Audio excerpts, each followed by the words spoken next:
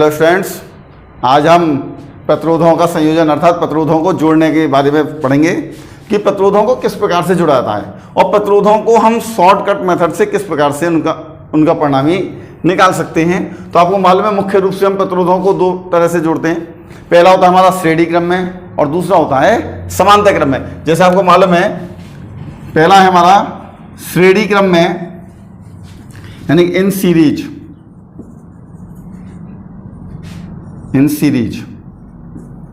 श्रेणी क्रम में सभी प्रतिरोध एक के पीछे एक लगे होते हैं, यानी कि पहले प्रतिरोध का दूसरा सिरा दूसरे प्रतिरोध के पहले सिरे से, दूसरे प्रतिरोध का दूसरा सिरा तीसरे प्रतिरोध के पहले सिरे से। ये श्रेणी क्रम है, अर्थात श्रेणी क्रम में सभी प्रतिरोध एक ही रास्ते में जुड़े होते हैं। जैसे यदि ये R1, ये R2, R3, यदि R1, R2, R3 प्रतिरोध श्रेणी क्रम में जुड़े हैं तब इनका नेट प्रतिरोध निकालने के लिए हम तीनों प्रतिरोधों को डायरेक्ट जोड़ देंगे। अतः श्रेणी क्रम में जितने भी प्रतिरोध जुड़े होंगे उनका नेट प्रतिरोध निकालने के लिए सभी प्रतिरोधों को जोड़ दिया जाता है। जैसे एग्जाम्पल के तौर पर यदि हमारे पास तीन प्रतिरोध 5 ओम, 4 ओम, 3 ओम बिंदु A और B के बीच श्रेणी क्रम में जुड़े हैं तब इनका परिणामी प्रतिरोध निकालने के लिए हम इनको डायरेक्ट जोड़ देंगे। तो हमारा नेट प्रतिरोध होगा 5 + 4 + 3, 5 × 4 = 9, 9 × 3 = 12। तो श्रेणी क्रम में तुल्य प्रतिरोध निकालने के लिए सभी प्रतिरोधों को जोड़ दिया जाता है। दूसरा होता है समांतर क्रम में। समांतर क्रम इन पैरेलल, इस क्रम में सभी प्रतिरोध के पहले सिरे एक बिंदु पर जुड़े होते हैं, दूसरे सिरे दूसरे बिंदु पर। जैसे ये तीन प्रतिरोध R1, R2, R3,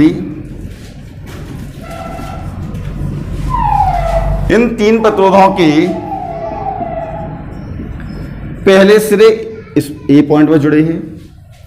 इन तीनों ही प्रतिरोध के दूसरे सिरे दूसरे पॉइंट पर B पर जुड़े हैं तब इनका नेट प्रतिरोध निकालने के लिए 1/R = 1/R1 + 1/R2 + 1/R3। तो समांतर क्रम में पैरेलल में यदि परिणामी निकालना हो तो हमारा ये फॉर्मूला है। यदि और भी प्रतिरोध जुड़े हों तो प्लस हम इसमें लिख सकते हैं +1/Rn जितने प्रतिरोध जुड़े होंगे।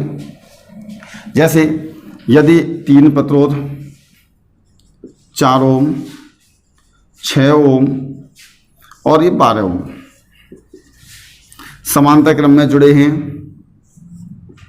इनका यदि हमें रिजल्टेंट निकालना है तो 1/R नेट = 1/4, 1/6, 1/12। इसका एलसीएम लेंगे तो 12, 3, 2 + 1 6/12, 1/2। इसको उल्टा करेंगे तो नेट प्रतिरोध आ गया हमारा 2। ये तो आपने फॉर्मूले की तरह पढ़ा है कि ये श्रेणी क्रम में हम डायरेक्ट जोड़ लेते हैं और समांतर क्रम का परिणामी निकालने का formula 1/R = 1/R1 + 1/R2 + 1/R3 ... अब यदि इन समांतर क्रम की दो विशेष कंडीशन, पहली कंडीशन क्या है कि यदि दो प्रतिरोध समांतर क्रम में जुड़े हों R1, R2, आपको इनका परिणामी प्रतिरोध निकालना है तब इनका डायरेक्ट परिणामी निकालने के लिए आप इन दोनों को मल्टीप्लाई कर दें R1, R2 और अपॉन में इनको जोड़ दें R1 + R2। तो इनका परिणामी प्रतिरोध R net = R1, R2 / R1 + R2। जैसे मान लीजिए दो प्रतिरोध आपके पास 6 ओम और 9 ओम समांतर क्रम में जुड़े हैं, इनका डायरेक्ट प्रतिरोध निकालना है तो हमने क्या कहा आपसे, अभी दो प्रतिरोध समांतर क्रम में जुड़े हों तो इनका मल्टीप्लाई करते हैं 9 से 9 × 6 = 54 बटे 9 × 6 = 15। तो इनका डायरेक्ट आंसर आ गया।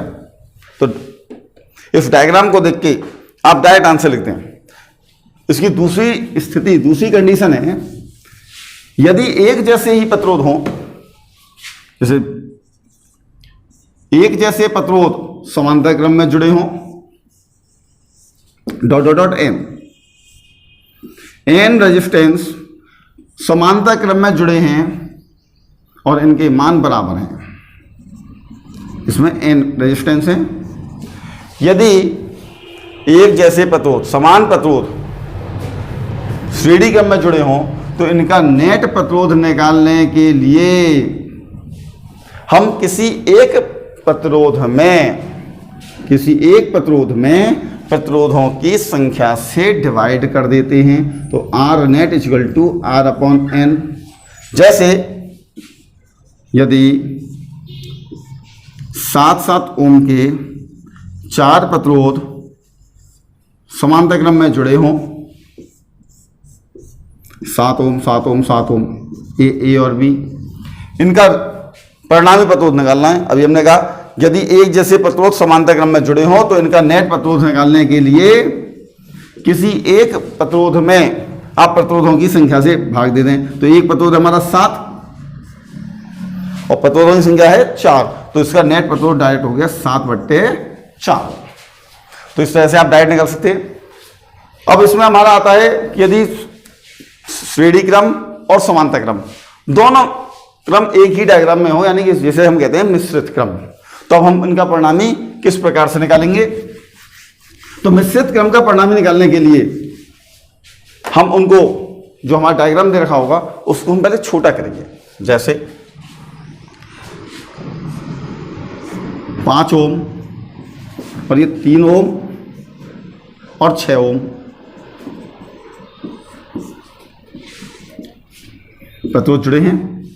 आप देखें यहां पर 3 ओम और 6 ओम ये दोनों प्रतिरोध समांतर क्रम में हैं, क्योंकि इन दोनों के पहले सिरे एक बिंदु पर हैं, दूसरे सिरे दूसरे बिंदु पर। इनका डायरेक्ट प्रतिरोध निकालने का तरीका भी मैंने आपको बताया था कि 2 प्रतिरोध समांतर क्रम में जुड़े हों तो पहले आप सीधा मल्टीप्लाई करें, 6 3 18 और फिर इनको ऐड कर दें, 6 और 3 9, 18/9 2। तो इनका परिणामी आ गया 2 ओम। तो ये प्रतिरोध है 5 ओम, इनका रिजल्टेंट 2 ओम। अब ये दोनों प्रतिरोध समांतर क्रम में हो गए तो इनका नेट प्रतिरोध आ गया आपका 5 और 2 7 ओम। इसी प्रकार एक और क्वेश्चन, ये 5 ओम, ये 6 ओम, ये 2 ओम, 4 ओम, ये 10 ओम, ए और बी बिंदुओं के बीच में जुड़े हुए हैं।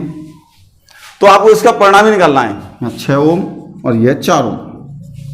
अभी हमने कहा आपसे इस डायग्राम को आप सबसे पहले सॉर्ट करें, ये देखें कहां पर आप श्रेणी क्रम और समांतर क्रम जोड़ सकते हैं। तो देखिए यहां से हम चले इस पॉइंट से इस पॉइंट तक, तो यहां से इस रास्ते से यदि हम जाएं इस पॉइंट से इस पॉइंट तक, हमने पॉइंट डाल दिया सी और डी, तो सी से डी तक इस रास्ते से जाएं तो ये दोनों प्रतिरोध एक ही रास्ते में हैं।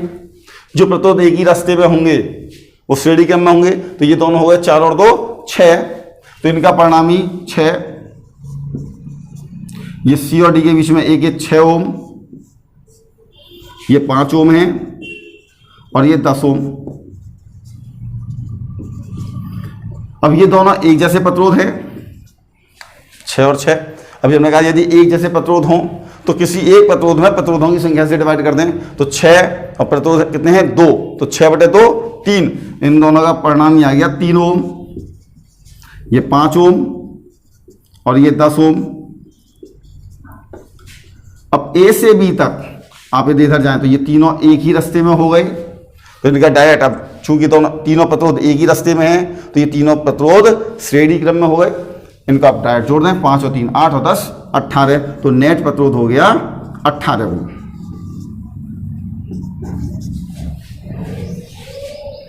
इस बात का विशेष ध्यान रखिएगा आप कि प्रतिरोध हमेशा 2 बिंदुओं के बीच में निकाला जाता है। जैसे हमने कहा ये 4 प्रतिरोध एक वर्ग के रूप में जुड़े हुए हैं, 3 ओम, 6 ओम, 5 ओम, 10 ओम, ए बी सी डी। आपसे कहा गया इसका तुल्य प्रतिरोध कितना होगा, तो क्वेश्चन गलत है। क्यों? क्योंकि प्रतिरोध हमेशा 2 बिंदुओं के बीच में निकाला जाएगा। तो अब कौन से 2 बिंदुओं के बीच में पूछ रहे हैं हम? सबसे पहले ये पता होना चाहिए आपको जैसे हमने कहा आपसे कि ए और सी के बीच में तुल्य प्रतिरोध निकालिए, ए सी के बीच। दूसरा हो सकता है कि ए बी के बीच,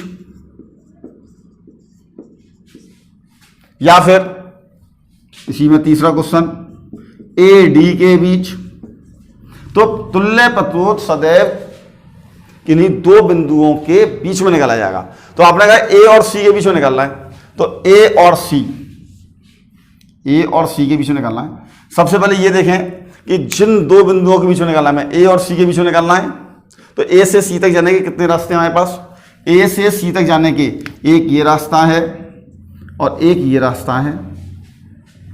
अब ये 3 ओम और 6 ओम ये दोनों प्रतिरोध एक ही रास्ते में हैं, ये एक ही रास्ते में है, तो ये श्रेणी क्रम में हो गए 6 और 3 9। तो इन दोनों का परिणामी 9 ओम। इसी प्रकार ये 5 ओम और ये 10 ओम ये एक रास्ते में है, इनका परिणामी 10 और 5 15 ओम। 15 ओम ये दोनों ए और ये सी। ए और सी के बीच में आने के दो रास्ते थे, हमने इन दोनों रास्तों का अलग अलग परिणाम ही निकाल लिया। अब ये दोनों प्रतिरोध समांतर क्रम में हैं, इनका नेट प्रतिरोध निकालने के लिए अभी हमने कहा था कि डायरेक्ट मल्टीप्लाई कर दिए 15 135 और फिर इन दोनों को जोड़ दें 15 9 24 ओम। 135 बटे 24 ओम।